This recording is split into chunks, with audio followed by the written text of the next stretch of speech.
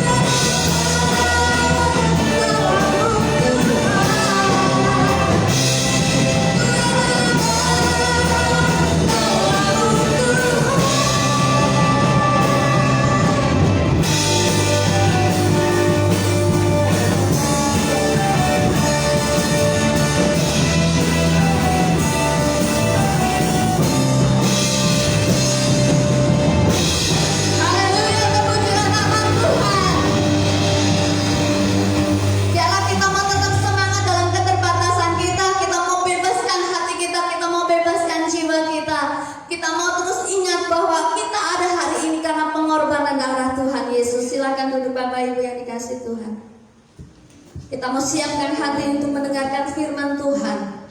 Sepenuh hati angkat hati kita, sepenuh hati kita mau berkata, sungguh indah Engkau Tuhan dalam hatiku, dalam hidupku. Engkau yang terindah, Engkau yang termulia, Engkau yang terbesar.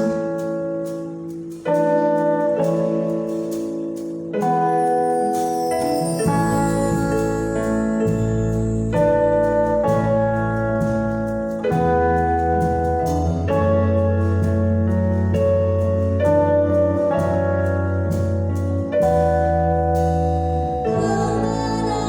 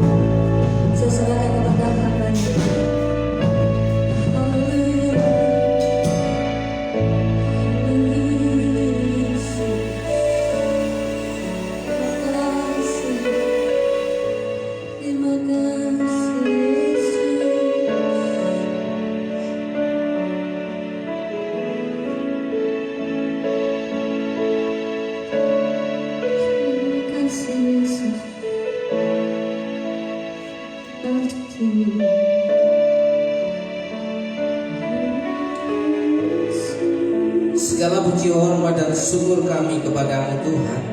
Biarlah pada pagi hari ini kami benar-benar mencari wajah, mencari hadirat-Mu dalam setiap kehidupan kami. Dan kami mau menyenangkan hidup kami untuk hormat dan kemuliaan-Mu Tuhan. Terima kasih Bapa, terima kasih Bapa. Terimalah pujian dan penyembahan kami. Terimalah doa-doa kami. Terimalah apa yang menjadi persembahan kami. Dan kami mau Tuhan diperkenan oleh karena Engkau sungguh baik dalam kehidupan kami. Terima kasih Tuhan Yesus. Terima kasih Tuhan Yesus. Kami mau dengar akan firman-Mu. Kiranya Engkau memberi kami kekuatan untuk mengerti dan melakukannya. Bukan hanya sekedar mengerti, tapi benar-benar melakukannya. Beri kami kekuatan Tuhan, beri kami kekuatan untuk dapat mengerjakan bagian kami, sehingga Tuhan mengerjakan bagiannya dalam kehidupan kami. Terima kasih Bapa, urapi hamba-Mu, berkati setiap jemaat-Mu yang hadir pada pagi hari ini, yang siap untuk menerima berkat firman Tuhan. Katakan amin, amin. Silakan duduk Bapak Ibu dan Saudara. Shalom. Shalom. Apa kabar? Luar biasa. Puji Tuhan Bapak Ibu dan Saudara yang dikasih Tuhan. Bila pada pagi hari ini kita masih bisa beribadah, kita masih bisa keluar dari rumah, kita masih bisa jalan, kita masih bisa sehat, kita masih bisa makan dengan nikmat, saudaraku. Ada banyak hal yang perlu kita tahu, bahwa kita adalah rancangan yang terbaik oleh Tuhan. Dalam pikiran Tuhan, kita itu rancangan yang terbaik. Saudara adalah orang yang spesial. Saudara adalah orang yang unik di hadapan Tuhan.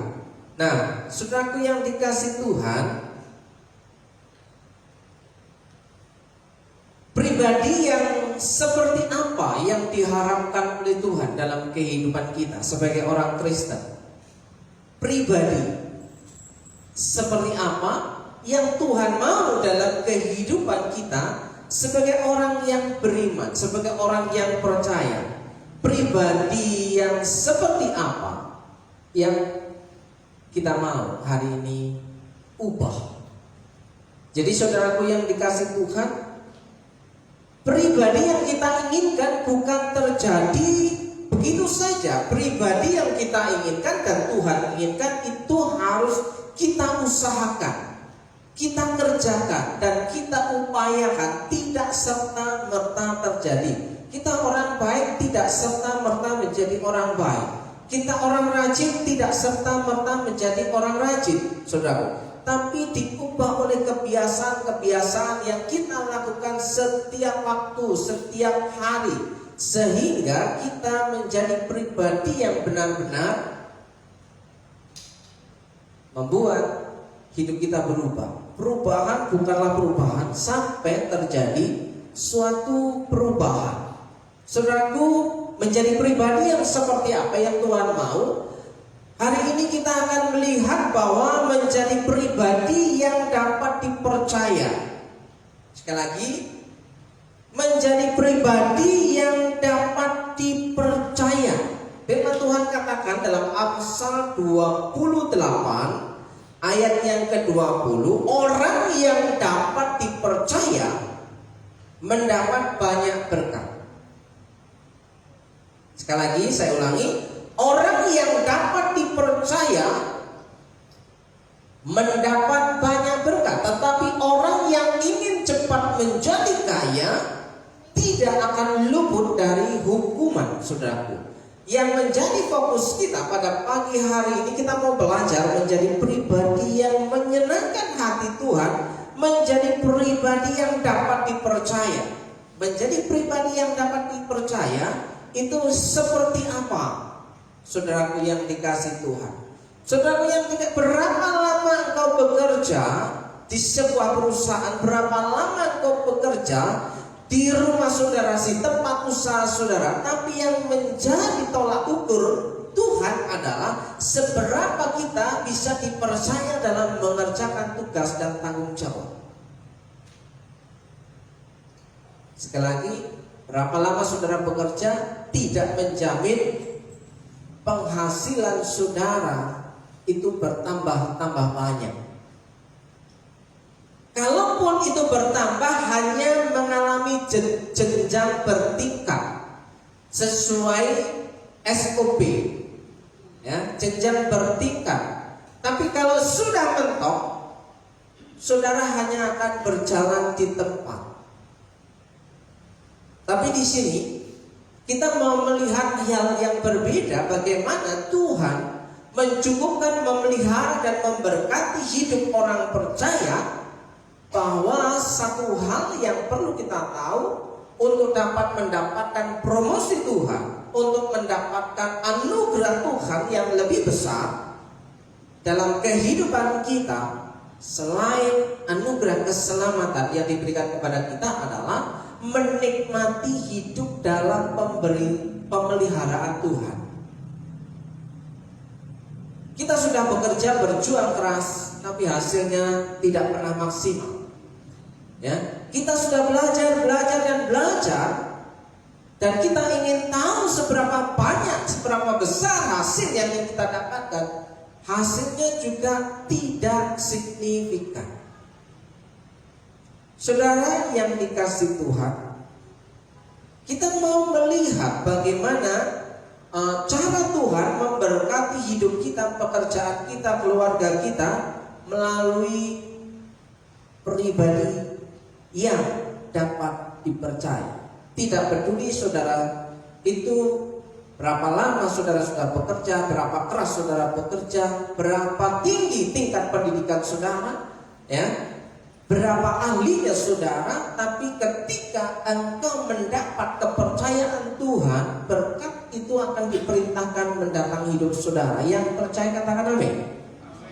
Sekali lagi saya ulangi, orang yang dapat dipercaya mendapat banyak berkat. Mendapat banyak berkat tidak perlu diperpanjang lebar, karena berkat itu adalah konsekuensi akibat dari pribadi yang dapat dipercaya. Ya.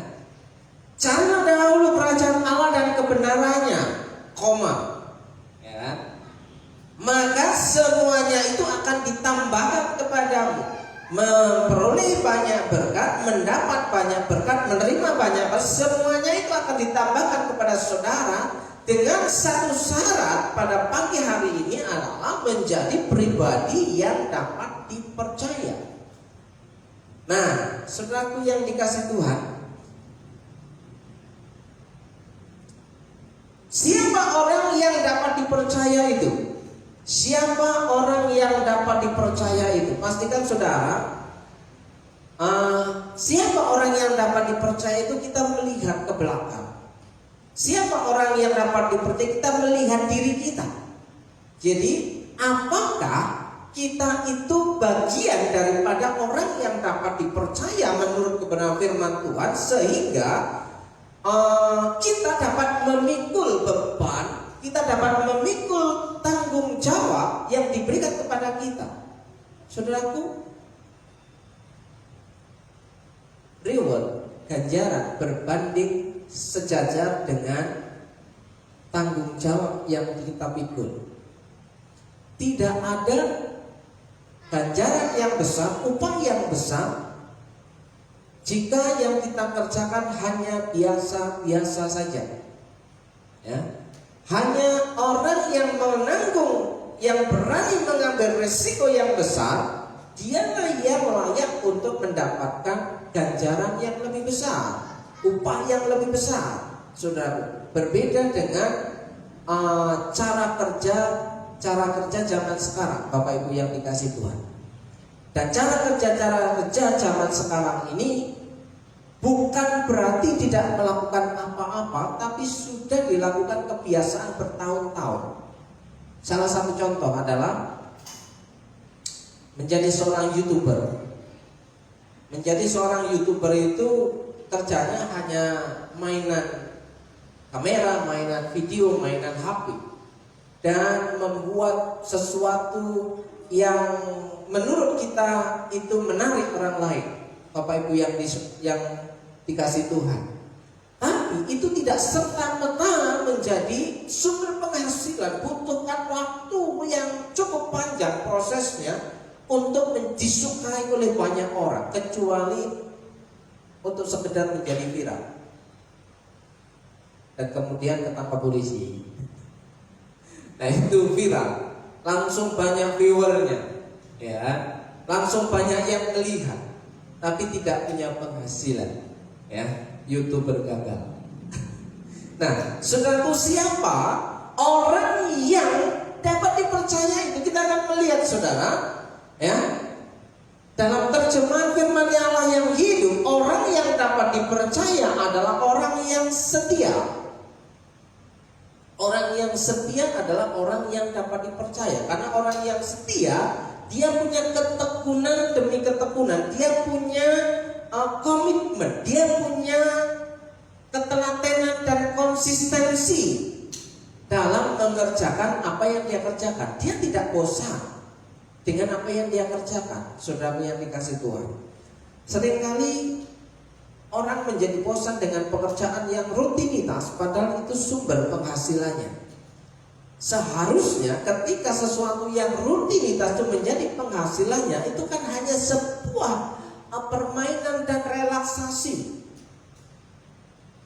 Bapak Ibu yang dikasih Tuhan, kita ingat pada motivator yang sempat menjadi motivator nomor 1 di Indonesia, tapi gagal, tersandung gara-gara tidak mengakui anggota keluarganya.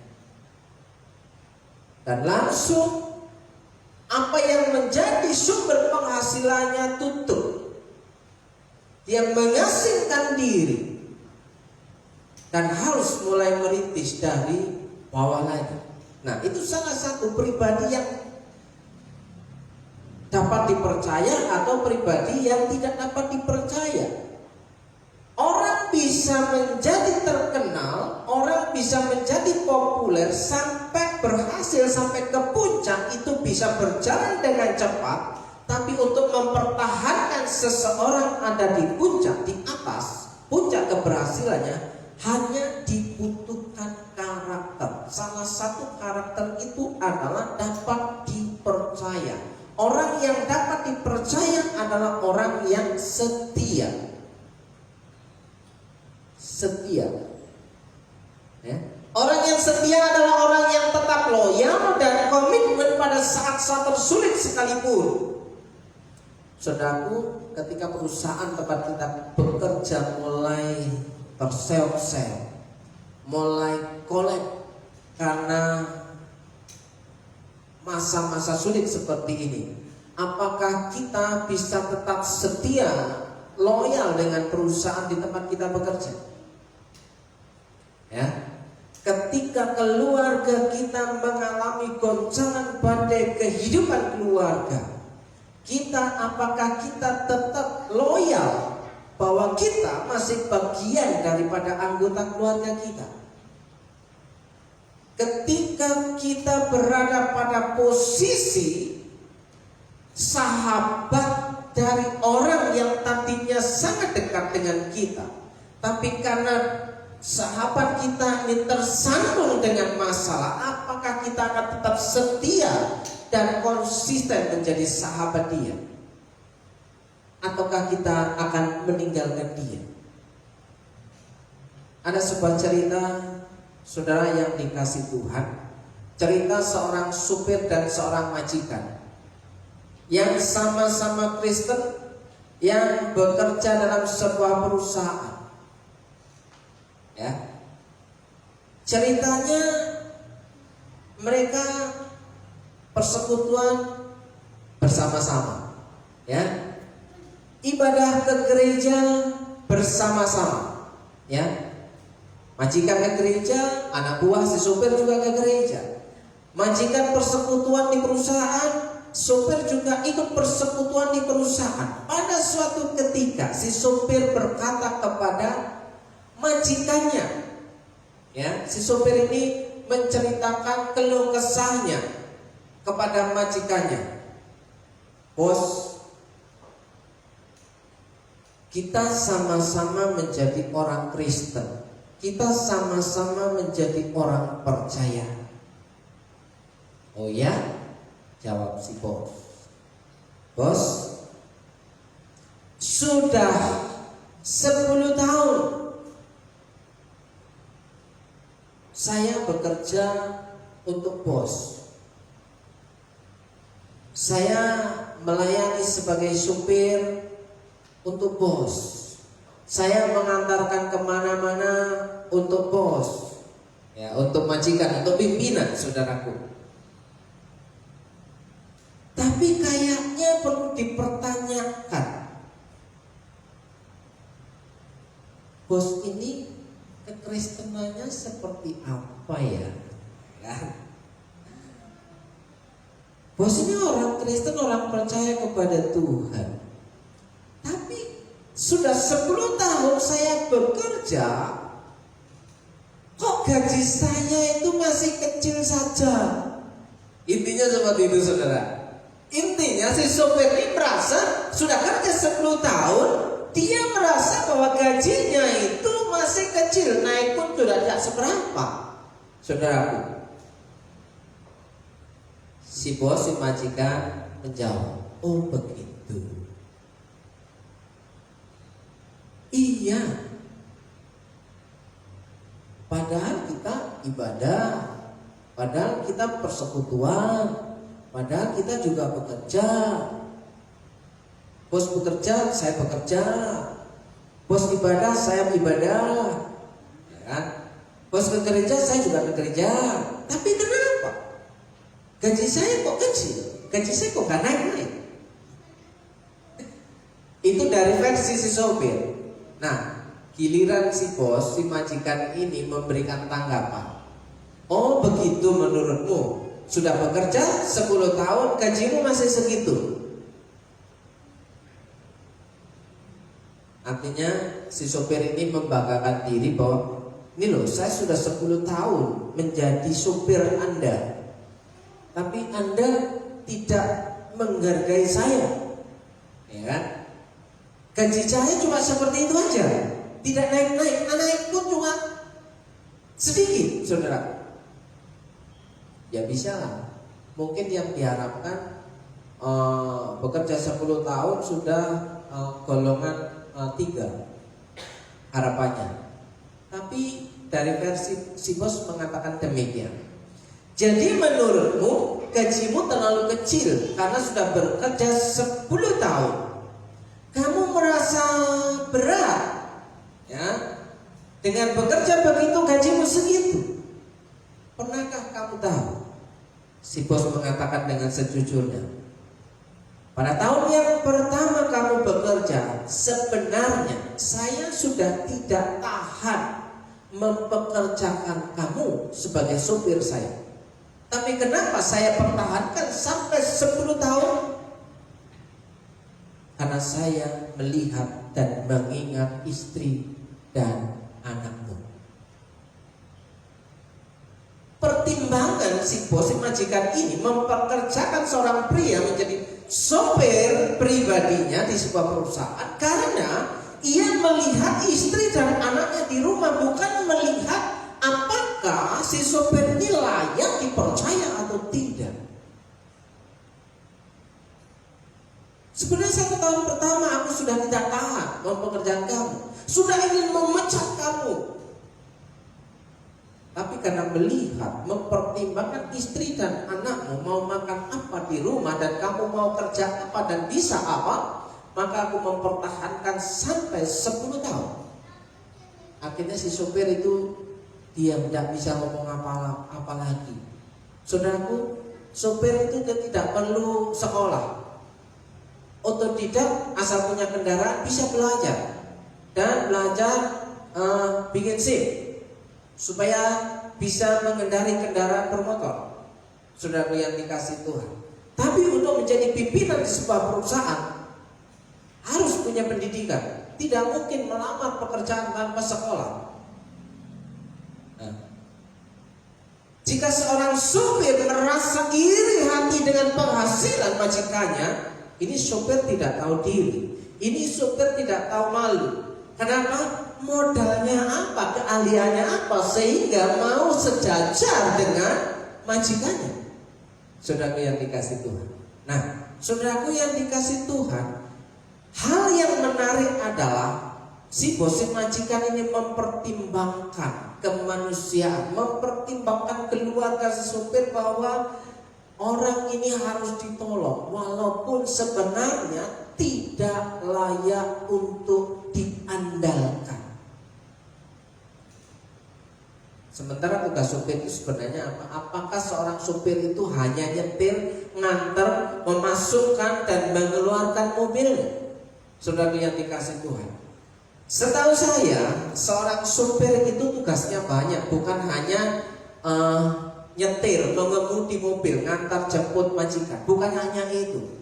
Ya, seorang supir itu tugasnya adalah merawat kendaraan yang dia pakai, nyuci, ya, membersihkan, kalau rusak didandan, ya kan? Nah, terus perawatan kendaraan dia yang bertanggung jawab. Bukan hanya sekedar pegang kunci langsung membawa mobil, saudara. Tugas seorang supir itu banyak. Tapi ada banyak hal,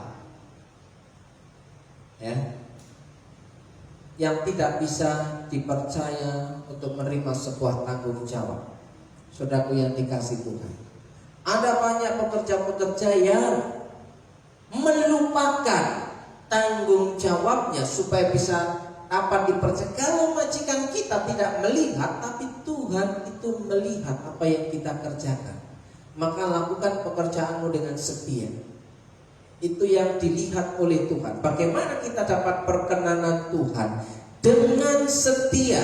Orang yang dapat dipercaya adalah orang yang setia.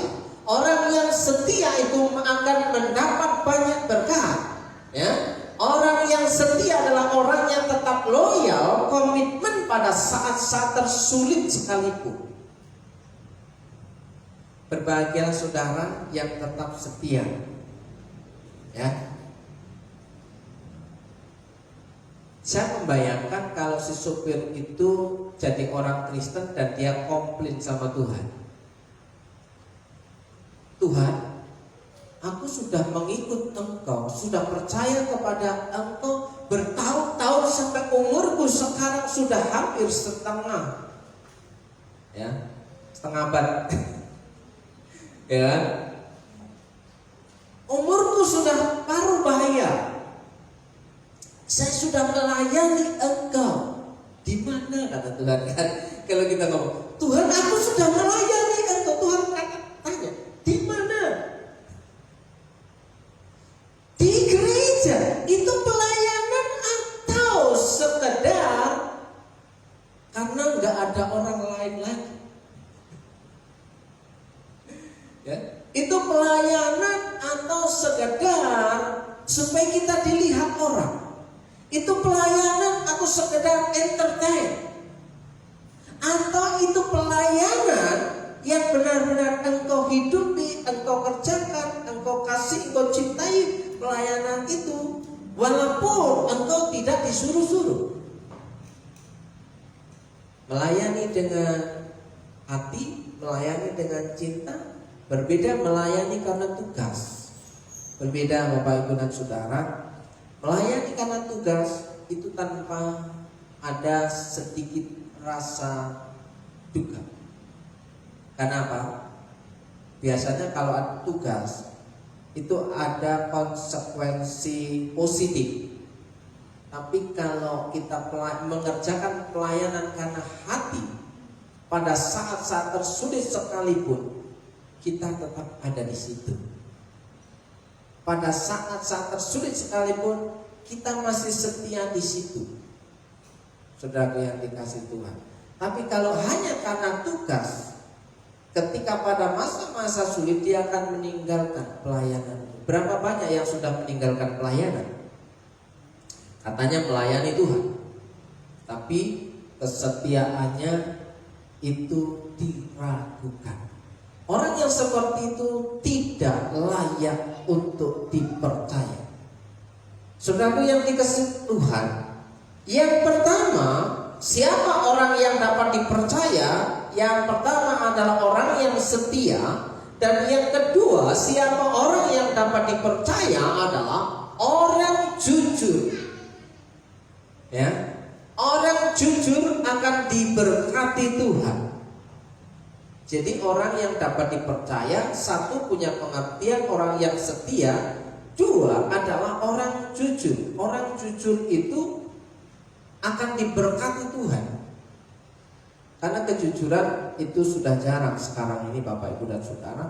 Sejujur-jujurnya orang bekerja hari ini masih ingin mendapatkan seripilan. Walaupun orang itu sudah bergaji, walaupun orang itu sudah punya gaji, tapi ketika mengerjakan proyek dia akan tetap mencari celah bagaimana untuk mendapatkan seripilan.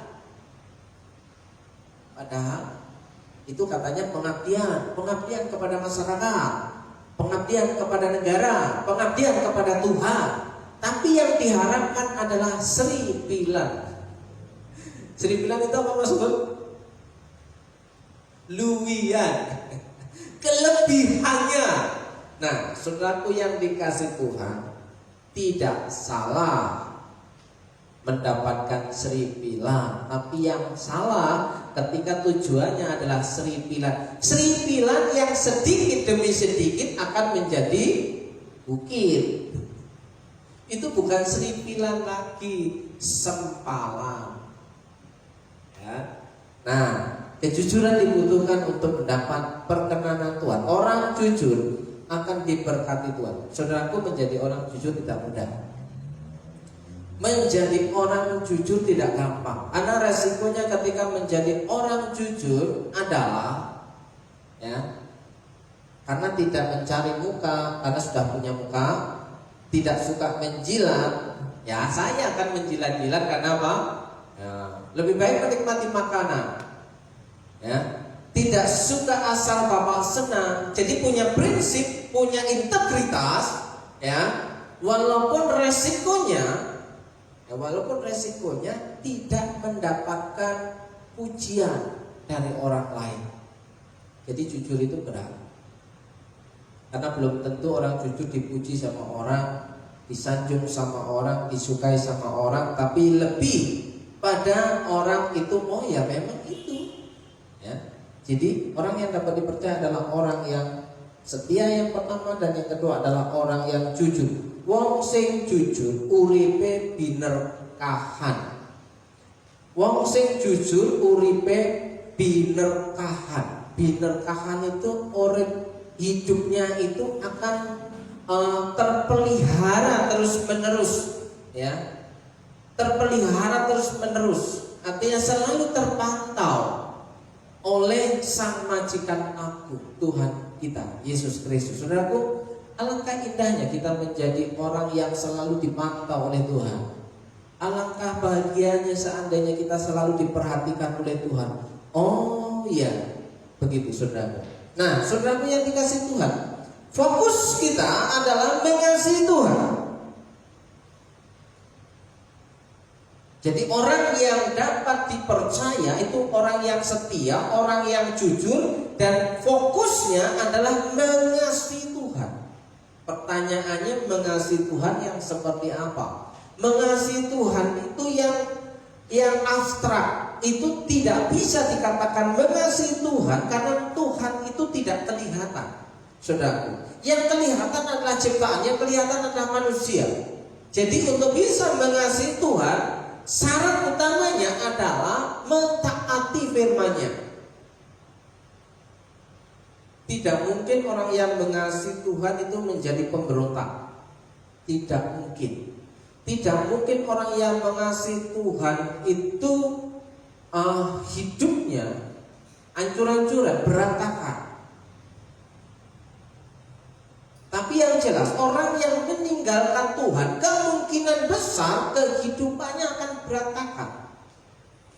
Meninggalkan Tuhan.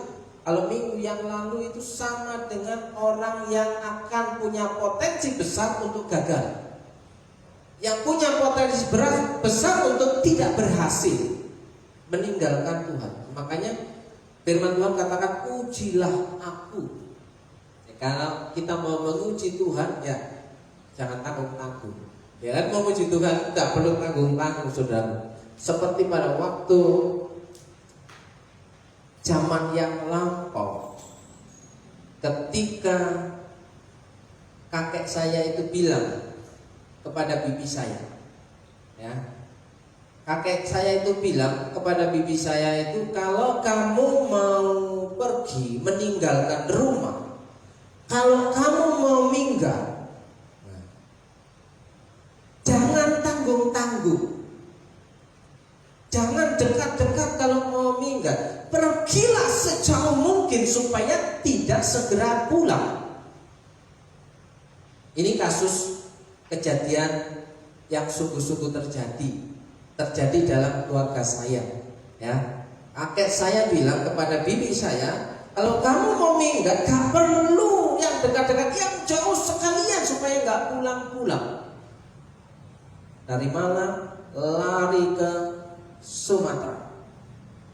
Itu jauh. Kalau pada waktu itu naik bis itu 2 hari 2 malam. Ya, dari Malang sampai ke Sumatera Selatan. Dan di situ sampai berpuluh-puluh tahun tidak pulang. Dan saya mengikuti jejak bibi saya yang meninggalkan rumah, ya, nyusul ke Sumatera. Wah, baru 9 tahun saya baru pulang. Karena kan jauh, pulangnya juga kayaknya males. 2 hari 2 malam naik bis, saudaraku. 9 tahun kemudian saya baru pulang ke rumah. Dan itu tidak tanggung-tanggung. Kalau memang punya niat keputusan, tidak tanggung-tanggung, saudaraku. Dan itu saya alami sendiri. Saya konsekuen. Jika saya meninggalkan rumah, maka saya tidak berharap untuk apa-apa yang ada di rumah. Itu konsekuensinya, saudaraku yang dikasih Tuhan. Nah, pada hari ini kita belajar satu pengertian bahwa untuk dapat mengasihi Tuhan itu harus sungguh-sungguh, tidak boleh setengah-setengah. Karena yang setengah-setengah itu sama dengan tidak mengasihi. Mengasihi Tuhan itu, fokus mengasihi Tuhan sama dengan mentaati firman Tuhan. Kalau minggu yang lalu, sebab itu lakukanlah perkataan perjanjian ini, firman Tuhan itu dengan setia, supaya kamu beruntung dalam segala yang kamu lakukan, yang kita kerjakan. Perhatikan baik-baik statement ini. Orang taat tidak mengejar berkat. Orang taat tidak perlu mengejar berkat, karena berkat itu yang akan mengejar orang taat. Orang taat dikejar berkat. Ada amin? Gak percaya. Ya kan? Orang taat itu orang yang setia, orang yang jujur. Jadi orang yang setia, orang yang jujur akan diberkati oleh Tuhan. Makanya orang taat tidak perlu mengejar berkat. Orang taat itu dikejar oleh berkat. Berkat itu yang akan mengejar orang taat. Orang taat tidak mengejar kesembuhan, tapi orang yang taat dikejar kesembuhan. Taat saja, tapi kadang-kadang tidak masuk akal, saudara yang dikasih Tuhan. Saya sudah hampir 2 minggu tidak cerita ke istri saya kalau sebenarnya saya sakit. Karena dia sakit, kalau saya mengeluh rasa sakit, saya kira dia akan stres. Saudara, 2 minggu mungkin 3 minggu saya mengalami yang namanya gangguan saluran kencing, ya. Boleh dibilang infeksi saluran kencing, ISK, saudara. Dan setiap buang air kecil itu rasanya sakit, ya. Sementara saya tetap konsumsi kopi, ya. Minum kopi setiap pagi, ya. Kalau ada tambahan ya siang, kalau ada tambahan ya malam, ya biar, ya. Kalau saya cerita ke istri saya, pagi saya sudah tidak akan dibuatkan kopi. 2 hari yang lalu, ketika saya buang air kecil, ya kan, seperti ada yang menyumbang. Rupanya ada batu kristal. Baru saya ceritakan sekarang. Mungkin dia akan ngoceh-ngoceh nanti. Ya. Beberapa 2 minggu yang lalu saya minum batu kin supaya frekuensi buang air kecilnya itu sering. Dan 2 hari yang lalu saya minum banyak dan minum air kelapa muda. Wah, itu yang 1 liter itu habis. Sudah minum buah, makan buah, minum air, tambah minum air kelapa muda 1 plastik gede. Pulang-pulang, ya, ketika ingin buang air kecil saya tahan. Jangan tahan. Jangan tahan buang air kecil. Itu berbahaya karena akan membuat pengkristalan di saluran kandung kemih, di ginjal, bisa jadi bermasalah. Dan ketika saya buang air kecil, tiba-tiba meledak, kaget, loh kencing kok ada bunyinya kan, meledak. Saya ambil itu, rupanya keluar batu, saudara. Batunya itu kristal. Kalau bisa dibuat mata akik bisa ya. Kecil, mengkilat ya. Rupanya pengkristalan. Saudara, sudah punya dikasih Tuhan, itu tidak terjadi dadakan. Itu dibutuhkan waktu yang lama, bertahun-tahun. Kebiasaan-kebiasaan yang kita lakukan dan membuahkan batu kristal. Kalau yang sekarang dikenal dengan kencing batu. Saya baru mengalami beberapa hari yang lalu, itu keluar sendiri, saudara. Saya sudah mulai ketakutan. Jangan-jangan operasi. Kamu nggak bisa minum kopi. Ya kan? Saya kurangi jadi minum kopi 1 gelas. Bisa sampai sore, gak habis-habis. Kenapa? Supaya hanya untuk memuaskan keinginan, walaupun harus ditahan, tidak segera habis, ya, untuk mengelabui isi saya. Nah, saudaraku yang dikasih Tuhan, Tuhan tolong ketika kita bisa melihat ke dalam, bagaimana cara Tuhan menolong itu unik. Ya seperti itu, bisa keluar sendiri. Nah, di sini orang yang taat tidak mengejar kesembuhan, tapi orang taat dikejar kesembuhan. Jika ini kita percaya, hal itu akan terjadi. Saudaraku yang dikasih Tuhan, jangan keraskan hatimu. Berbahagialah orang yang menghormati Allah, tetapi orang yang mengeraskan hatinya akan ditimpa bencana. Jadi orang yang diberkati, orang yang berbahagia itu orang yang takut akan Allah, orang yang menghormati Allah. Salah satu cara kita dapat perkenanan Allah, kita membuka hati, tidak mengeraskan hati. Ketika firman Tuhan berkata, ya amin, ya amin.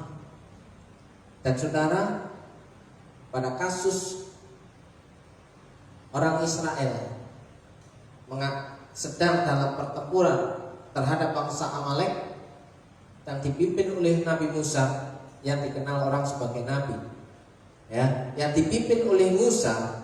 Di situ pada Keluaran 17 ayat 11 dinyatakan, dan terjadilah apabila Musa mengangkat tangannya, lebih kuatlah Israel. Ketika Musa sebagai pemimpin Israel mengangkat tangannya ketika sedang berperang melawan bangsa Amalek, ya, maka dikatakan lebih kuatlah Israel ketika kita mengangkat tangan kepada Tuhan.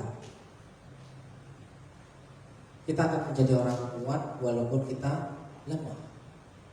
Tapi apabila dia menurunkan tangannya, lebih kuatlah Amalek. Ketika kita menurunkan tangan, bertindak dengan kekuatan diri sendiri, maka kita akan menjadi orang yang kalah. Karena firman Tuhan berkata, diberkatilah orang yang mengandalkan Tuhan, mengangkat tangannya kepada Tuhan. Dan ketika itu Yesus pun memperagakan dia mengambil roti dan memecah-mecahkannya dan menengadahkan ke atas, mengucap berkat. Yang terjadi adalah mukjizat, mengangkat tangan kepada Tuhan.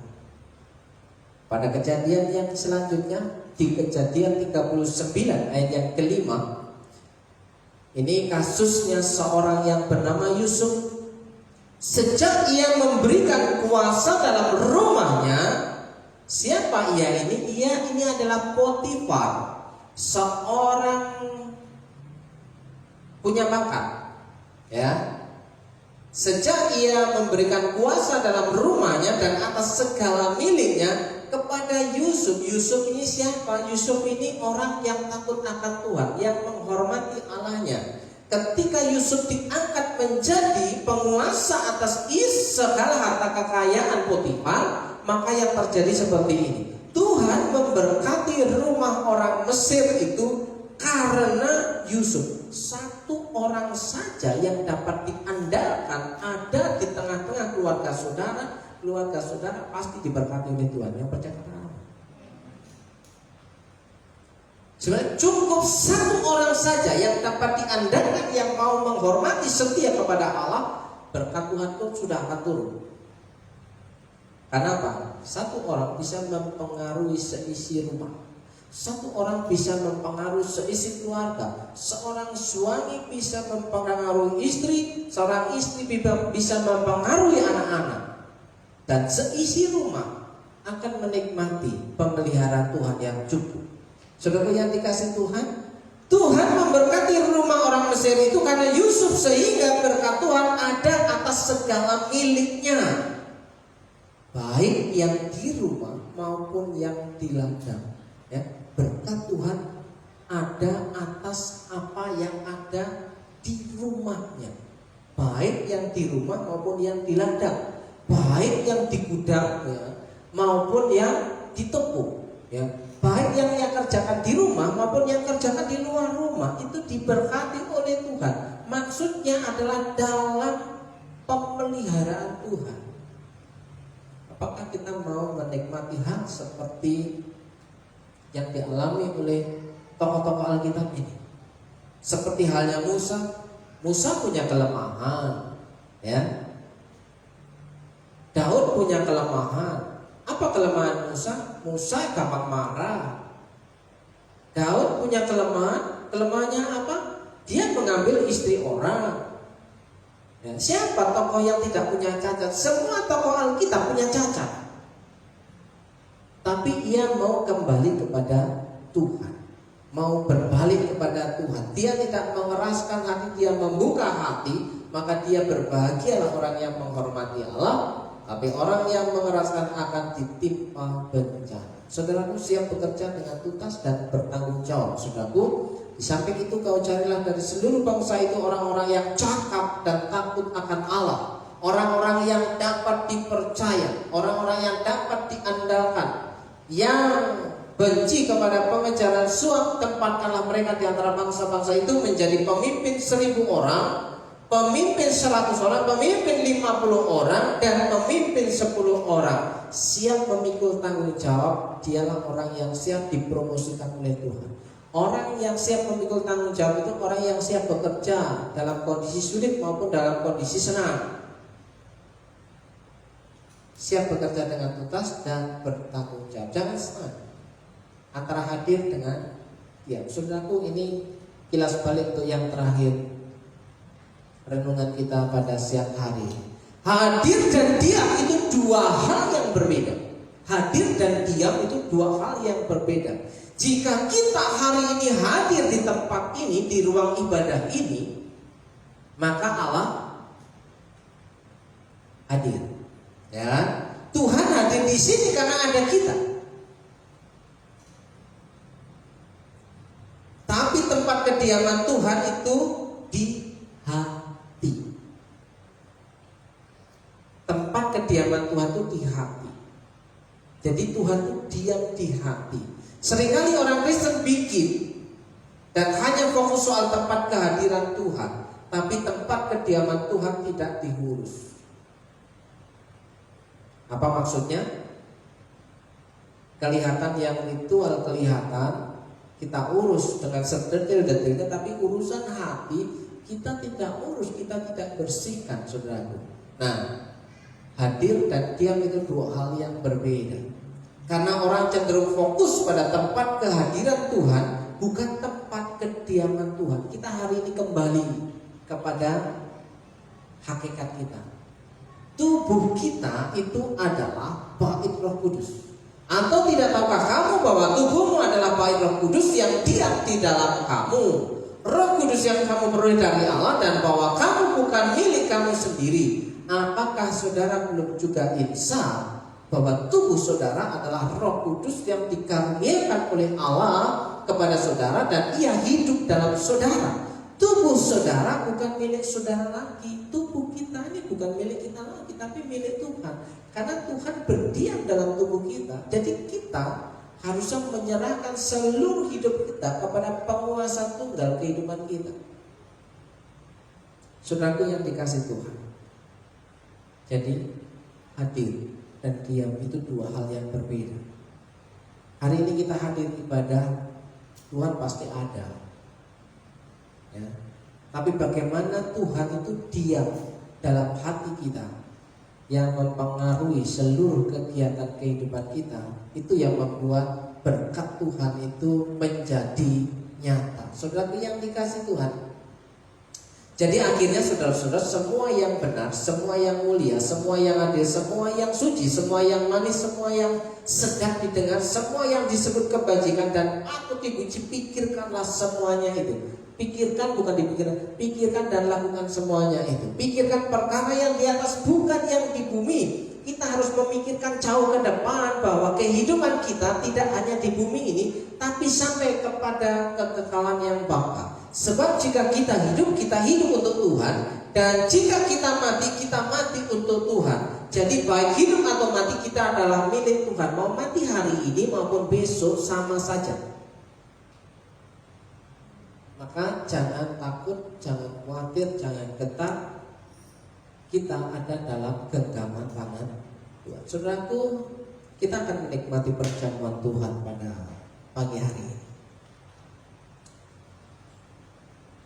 Kita akan melihat dan merasakan bagaimana Tuhan itu baik. Saudara masing-masing mengenal bagaimana Tuhan Yesus disalibkan untuk saudara dan saya. Ia yang tidak mengenal dosa telah dibuatnya menjadi dosa karena kita.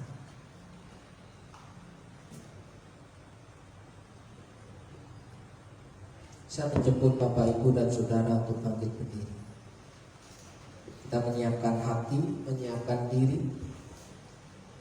Dan ketika kita percaya bahwa Tuhan sudah mati, disalibkan, bangkit pada hari ketiga hanya untuk saudara dan saya yang percaya, pengampunan untuk saudara dan saya, penebusan untuk saudara dan saya, kesembuhan untuk saudara dan saya. Mungkin hari-hari ini banyak orang yang sedang lemah tubuh. Ketika kau percaya pada pagi hari ini bahwa Tuhan sanggup menjamah, menyembuhkan sakit penyakitmu dalam berkat nama Yesus, percaya Tuhan sanggup angkat sakit penyakit, karena Dia sudah mencurahkan darah. Oleh pilur-pilurnya kamu menjadi sembuh.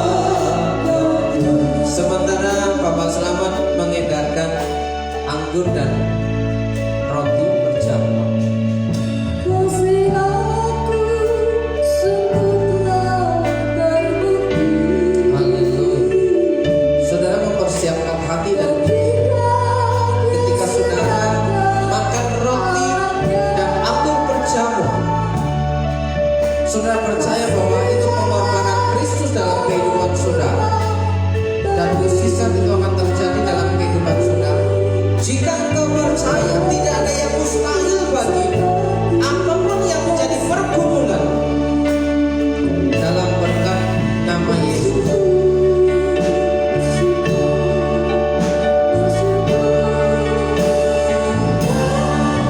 Bersyukur karena kasih setiamu. Ku sembah, ku sembah, ku sembah, dan ku sembah sama hidupku. Ku sembah Kau Tuhan. Haleluya. Bersyukur, bersyukur,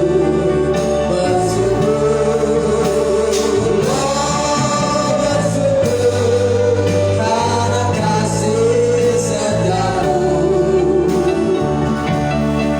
Ku sembah, ku sembah, ku sembah, dan ku sembah sama hidupku.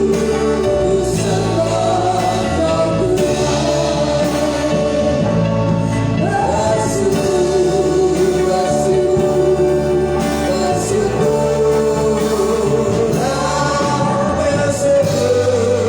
karena kasih setiamu. Ku sembah, ku sembah, ku sembah, dan ku sembah sama hidupku. Ku sembah Kau Tuhan. Bersyukur, bersyukurlah, bersyukur karena kasih setiamu. Ku sembah, ku sembah, ku sembah, dan ku sembah sama hidupku. Ku sembah Kau Tuhan. Selama hidupku ku sembah Kau Tuhan. Saudaraku yang dikasih Tuhan, saudara yang sudah menerima roti perjamuan pada pagi hari ini, saudara bisa menikmati firman Tuhan yang tertulis di dalam roti itu. Saudara ucapkan, baca dalam hati saudara.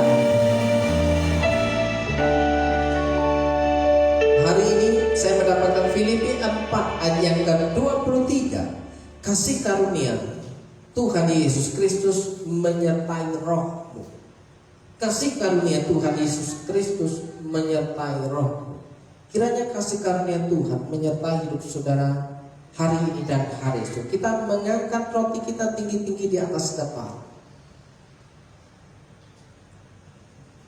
Firman Tuhan berkata, sebab apa yang telah kuteruskan kepadamu telah aku terima dari Tuhan, yaitu bahwa Tuhan Yesus pada malam waktu Ia diserahkan mengambil roti, dan sesudah itu Ia mengucap syukur atasnya, Ia memecah-mecahkannya dan berkata, inilah tubuhku yang diserahkan bagi kamu, perbuatlah ini menjadi peringatan akan aku. Percayakah saudara akan hal ini? Terimalah dan makanlah sebagai tanda persekutuan dengan tubuh Kristus yang telah dikorbankan di atas kayu salib bagi saudara. Dalam berkat nama Yesus, makanlah.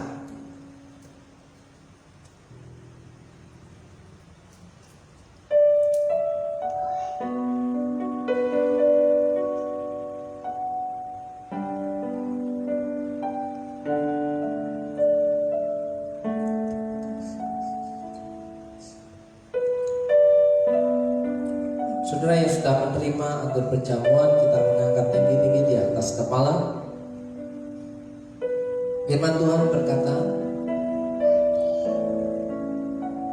demikian juga Ia mengambil cawan sesudah makan, lalu berkata, cawan ini adalah perjanjian baru yang dimeteraikan oleh darahku. Perbuatan ini setiap kali kamu meminumnya menjadi peringatan akan aku. Sebab setiap kali kamu makan roti ini dan minum cawan ini, kamu memberitakan kematian Tuhan sampai Ia datang. Apakah saudara percayakan hal ini? Terimalah dan minumlah sebagai tanda persekutuan dengan darah Kristus yang tercurah di kayu salib untuk pengampunan dosa dan dosaku. Oleh bilur-bilurnya kamu telah sembuh. Dalam nama Yesus minumlah.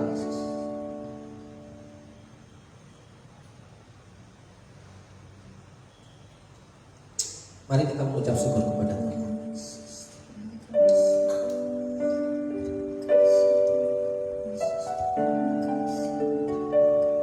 Dalam berkat nama Yesus, satu hal yang kita minta kepada Tuhan, bahwa Tuhan tetap fokus untuk melihat hidup kita. Dan hari ini kita mau fokus untuk dapat mengasihi Tuhan dalam setiap gerak langkah hidup kita, baik di rumah maupun di tempat kerja, baik di gereja maupun di mana saja. Dalam berkat nama Yesus, jika kita percaya, orang taat tidak perlu mengejar berkat, karena orang taat yang akan dikejar oleh berkat Tuhan. Berkat Tuhan sudah disiapkan untuk saudara. Tinggal saudara mempercayai dengan iman bahwa saudara sudah melakukan bagiannya. Saudara sudah menerima tugas dan tanggung jawab saudara, dan saudara sudah bekerja sebaik mungkin. Terima berkat Tuhan di dalam berkat nama Yesus. Jika kau hari ini percaya bahwa kesembuhan itu datangnya daripada Tuhan, darah Kristus sudah tercurah di kayu salib. Firman Tuhan berkata, oleh bilur-bilurnya kamu telah sembuh. Dalam berkat nama Yesus, kau yang percaya hari ini katakan amin. Amin.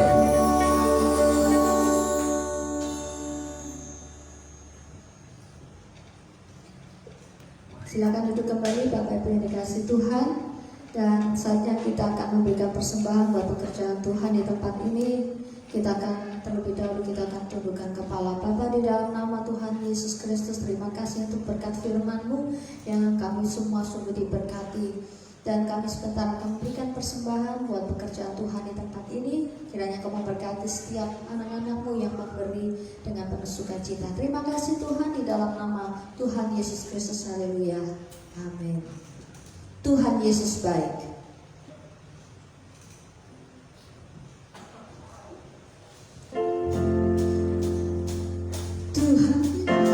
Tuhan Yesus baik, sungguh amat baik untuk selama-lamanya.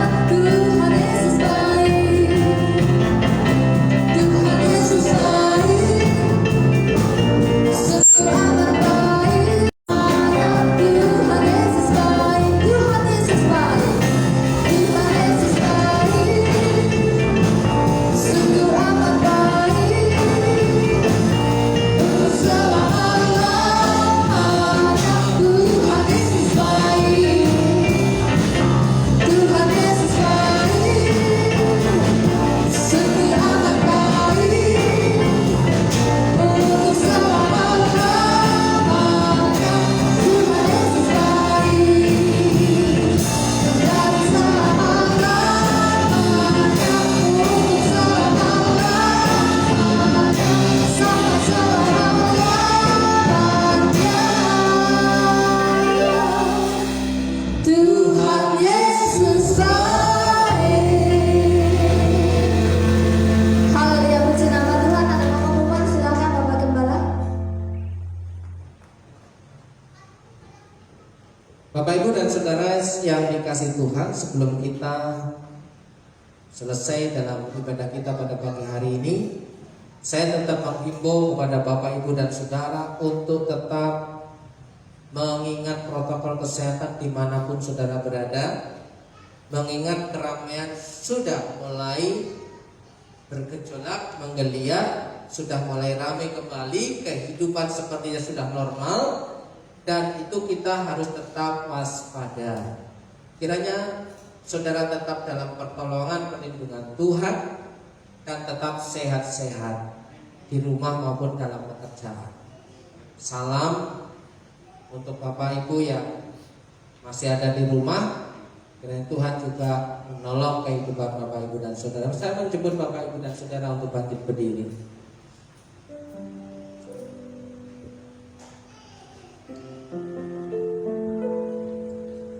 Kita mau berdoa dan menerima berkat firman Tuhan.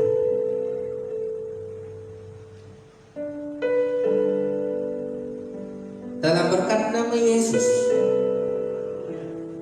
kami mau berdoa untuk anak-anak kami yang sekolah, yang ujian, yang sudah mulai aktif. Kami mau berdoa untuk anak-anak. Kiranya Tuhan menolong, memperlengkapi anak-anak kami yang masih sekolah,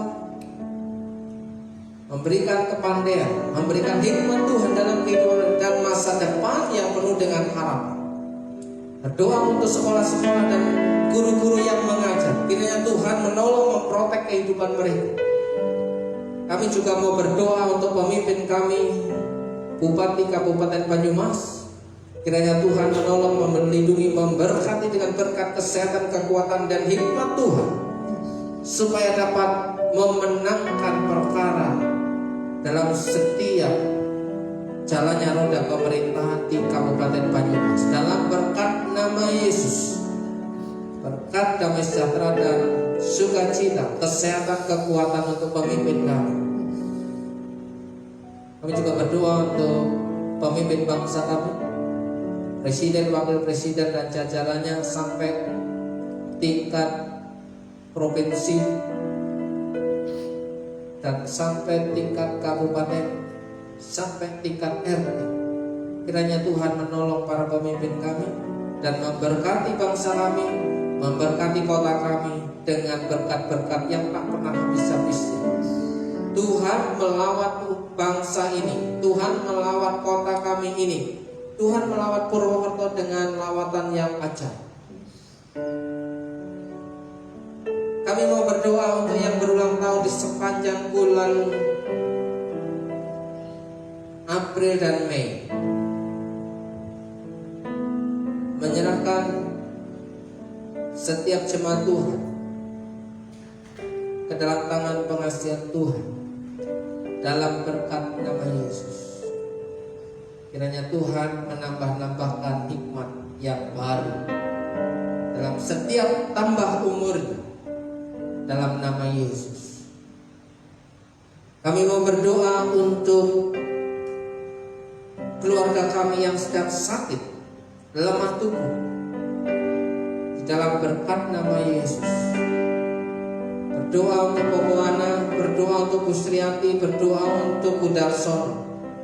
Dan siapapun yang hari ini sedang lemah tubuh, jika engkau percaya oleh pilur-pilurnya kamu telah sembuh, dalam nama Yesus, dalam nama Yesus, terimalah berkat kesembuhan terjadi dalam hidupmu.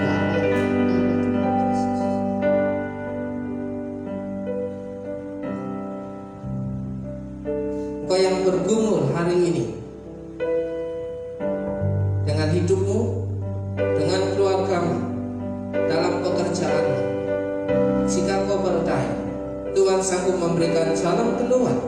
Dan ketika kau diberi kekuatan untuk masuk dalam masalahmu dan menyelesaikan masalahmu, dalam berkat nama Yesus, kau yang percaya, hidupmu dipulihkan, hidupmu dipulihkan, hidupmu dipulihkan. Sukacita damai sejahtera menjadi bagian dalam kehidupan saudara. Dan marilah kita mengangkat tangan kita untuk menerima berkat firman Tuhan. Dalam berkat nama Yesus, jika kau baik-baik mendengarkan suara Tuhan Allahmu dan melakukannya dengan setia segala perintahnya yang kusampaikan kepada pada hari ini, maka Tuhan Allahmu akan mengangkat engkau di atas segala bangsa di bumi. Segala berkat ini akan datang kepadamu dan menjadi bagianmu jika engkau mendengarkan suara Tuhan Allahmu. Segala berkat ini akan datang kepadamu. Tuhan akan memberkati engkau dan melindungi engkau. Tuhan menyinari engkau dengan wajah-Nya dan memberi engkau kasih karunia. Tuhan menghadapkan wajah-Nya kepadamu dan memberi engkau damai sejahtera. Diberkati hidup saudara, diberkati pasangan saudara. Dalam berkat nama Yesus, diberkati suamimu, diberkati istrimu, diberkati anak-anakmu, diberkati seisi rumahmu. Berkat Tuhan diperintahkan mendatangi hidup dan keluarga. Dalam berkat nama Yesus, Dalam nama Tuhan Yesus. diberkati usaha, diberkati pekerjaanmu, diberkati warungmu, diberkati segala jerih lelahmu yang kau lakukan hari kemarin, hari ini, dan bahkan hari esok.